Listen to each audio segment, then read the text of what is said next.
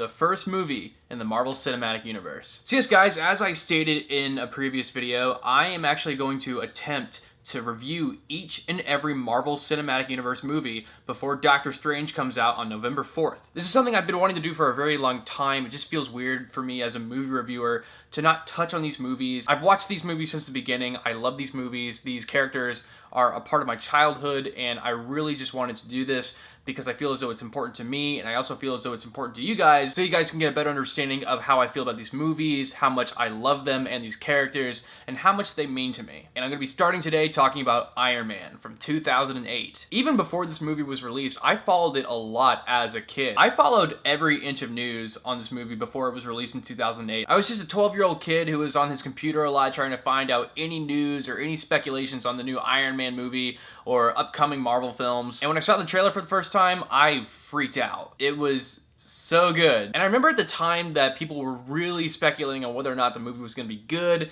because Marvel at the time made really good trailers, but their movies just weren't, you know, on par with the trailers that they were releasing. And then I finally saw it in 2008, and my God, this movie definitely started it all. So if I haven't mentioned yet, I'm probably going to go into spoilers about this movie. It's been out for so long, and I just wanted to properly analyze this film, and this is probably what I'm going to be doing for the other Marvel films that I'm going to be reviewing. So I just wanted to warn you guys, there's going to be minor to actual spoilers that are going to be presented into these reviews, so let's get started. So this film has probably one of the best openings that I have seen, not only just for a Marvel film, but for any film thus far. It introduces the character Tony Stark, and in the first minute, we have a good understanding of what this character is like. He's somewhat of a narcissist, he's a smartass, but at the same time, he's very likable. You intimidate them. Good God, you're a woman. I'm an airman.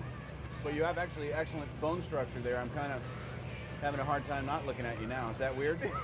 If you notice in this first scene, the soldiers are laughing at his comments, even though he's kind of saying some really sexist jokes to the female driver. These kind of little hints are really, really important because it lets the audience know that he's just kidding. He's just like a comedic character. And it's just so interesting how we get this character in a little over a minute. And then after that, we realize as an audience, this guy is probably going to be a pop culture icon. And he is. Iron Man is well known all over the world after this movie. Another thing that I really liked about this film is that the first half took place in Afghanistan. Something that I don't really see the other Marvel films doing now that I really appreciate about Iron Man was that it dealt with a lot of real world themes. There are freaking terrorists in this film, and it was actually really unsettling and unnerving to see that in a superhero film. But at the same time, it was very admirable because it was doing something the superhero franchise hadn't done yet, was combine real world aspects into a superhero movie. The film also deals with themes of weaponry and mass destruction, and it's very crucial for the characterization of Tony Stark in this film. I mean, we can all say why we like Tony Stark. We like him because he's a smartass,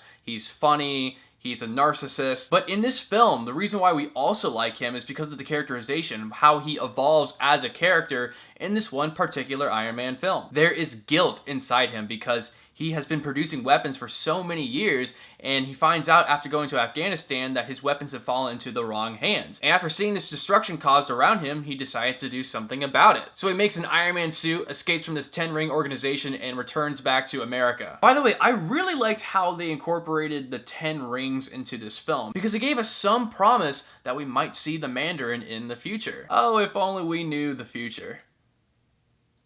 So Tony Stark returns back to America, and we see the friendship between him and Rhodey and Pepper Potts. You do feel for these side characters because not only are they like, you know, the friends of like the main character, you also feel for them because they kind of put up with this asshole of a character throughout the whole film. But you admire them at the same time because of that loyalty, especially with Pepper Potts. You can tell that she is always going to be there for him. It was really interesting to see that not as like a love interest, kind of a love interest. It's kind of hinted maybe that could happen in the future, but it's more of just a friendship in this film. And as we all know, when he gets back to society, he closes down his weapons manufacturing company, and he decides to go forth with making this Iron Man suit. And I have to talk about this scene that happens in the middle of the film, the scene where he goes back to Afghanistan and he saves those refugees. I have watched that scene countless times, and it still, to this day, gives me goosebumps. At first, we're presented a character who is just kind of like, oh, I'm a billionaire, I'm funny, you should like me. But in this first scene, we're finally given a legitimate reason to like him because he wants to be a hero. He's not perfect,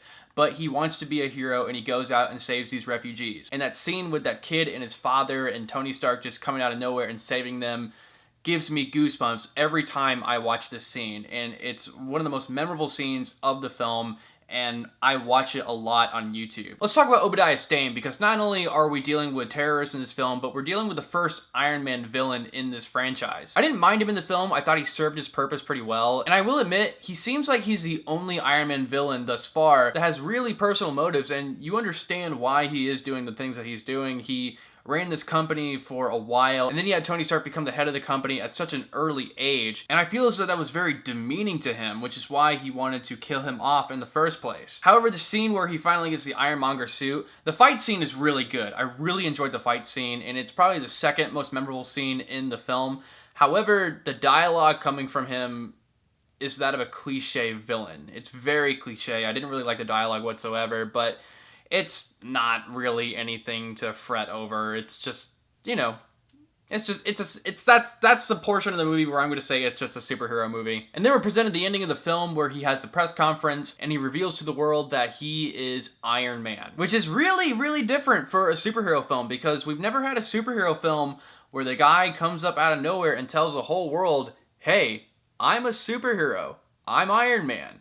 That's never been done before, and I feel as though it's partially because Tony Stark is somewhat of a rebel. He will always be that kind of rebel figure in the Marvel Cinematic Universe, and that's why they did it, because he's Tony Stark. He doesn't care. Who would have thought that Jon Favreau, the guy who hangs out with Vince Vaughn, would make a really, really good superhero movie? Not only just like a good superhero movie, he made a superhero movie that started off a cinematic universe that has become such a huge pop culture kind of thing throughout a decade, really. This movie definitely started the Marvel Cinematic Universe, and one of the things that I will say about it is that it's one of the few Marvel Cinematic Universe movies that isn't trying to set up a sequel. It stands on its own very well. There are little Easter eggs here and there, but you could watch this film and think to yourself, this could stand on its own. It probably doesn't really need a sequel, but they made multiple sequels. They did, and they incorporated this Iron Man character into multiple movies. But if you were just to watch it for the first time, you could think that it stands on its own very well. So yes, guys, Iron Man is a really good superhero film, and it starts off